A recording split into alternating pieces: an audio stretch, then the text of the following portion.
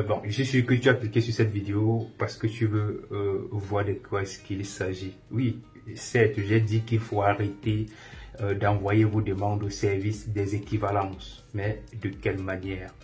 C'est ça la préoccupation. Parce que je suis sûr que dès que tu as vu la fiche, tu as dit, mais celui-ci il est fou quoi. Oui, peut-être je suis fou, mais en réalité, ce que je dois vous dire dans cette vidéo doit vous sauver la vie.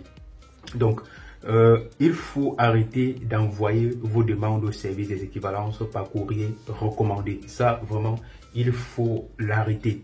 Donc, si tu avais l'intention d'envoyer ta demande au service des équivalences et le faire par courrier recommandé, tel que c'est mentionné sur le site internet, prière de l'arrêter. Pourquoi je le dis? Parce que j'ai envoyé des demandes au service des équivalences, ça fait déjà 2 mois.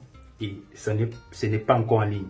Donc, quand je vérifie si le dossier a bien été reçu, ça ne s'affiche pas. Et c'est quand même curieux. Donc, j'ai dû aller sur place. Et même sur place, on ne m'a pas donné des informations que je voulais. Bref, on ne m'a pas donné des informations sur les demandes que j'avais envoyées par courrier recommandé. Tout ce qu'ils m'ont dit, c'est que voilà, le dossier n'a pas encore été réceptionné. Ils m'ont expliqué ceci.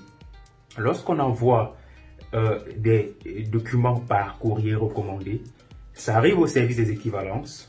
Donc le service courrier réceptionne, mais ils ont 1 mois et demi, voire parfois 2 mois pour dépouiller ces courriers là. Donc ça veut dire que si tu envoies ta demande par courrier recommandé le 15 novembre, qui est le début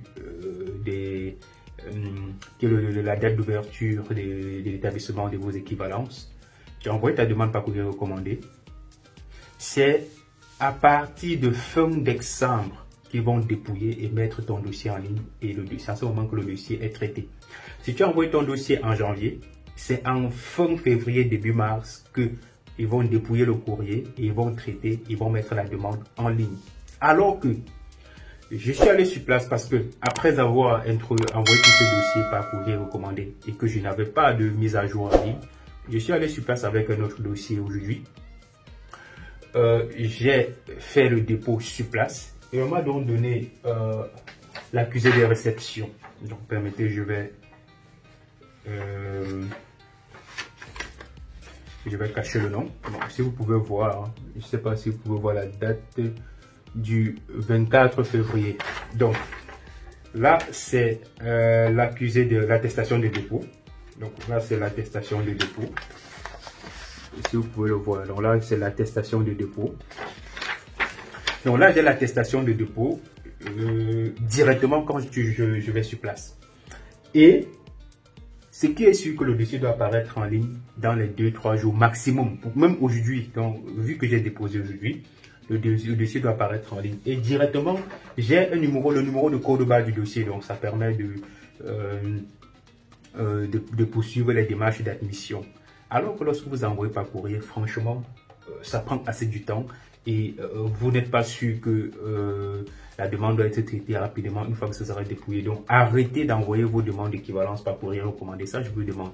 Alors, si vous voulez le faire, tant mieux, mais prenez-vous tôt. Donc, il faut pas attendre la dernière minute pour le faire. Donc, si vous voulez, par exemple, entamer des démarches pour venir étudier en Belgique pour la rentrée académique 2024-2025, oui, vous pouvez envoyer votre courrier, votre dossier par courrier recommandé à partir de septembre, octobre, comme ça prend le temps que ça prend et ça arrive dans le temps de traiter. Mais à partir du 15 novembre de l'année, date à laquelle les équivalences commencent, n'envoyez plus vos dossiers par courrier recommandé. Franchement, il faut que vous soyez au courant parce que ça doit vous sauver la vie. Parce que de nos jours, avec les lenteurs administratives, sans vous mentir, une demande d'équivalence peut prendre pratiquement 6 mois, le traitement d'une demande d'équivalence. Donc même si pour les demandes d'admission, il ne faut pas attendre que l'équivalence soit définitivement traitée.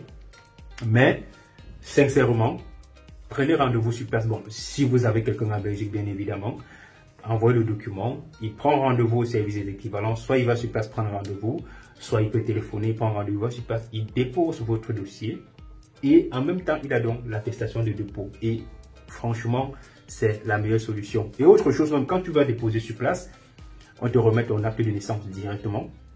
Donc, parce qu'on sait comment ça se passe parfois avec les actes de naissance et tout. Bon, c'est le seul document qu'on te remet directement parce qu'ils vont faire juste une copie de l'original, ils vont te remettre ton acte de naissance et les autres documents restent dans ton dossier de toute façon.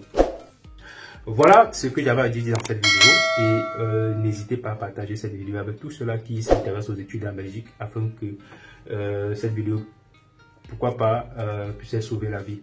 Et on se dit tout simplement à très bientôt pour une autre vidéo.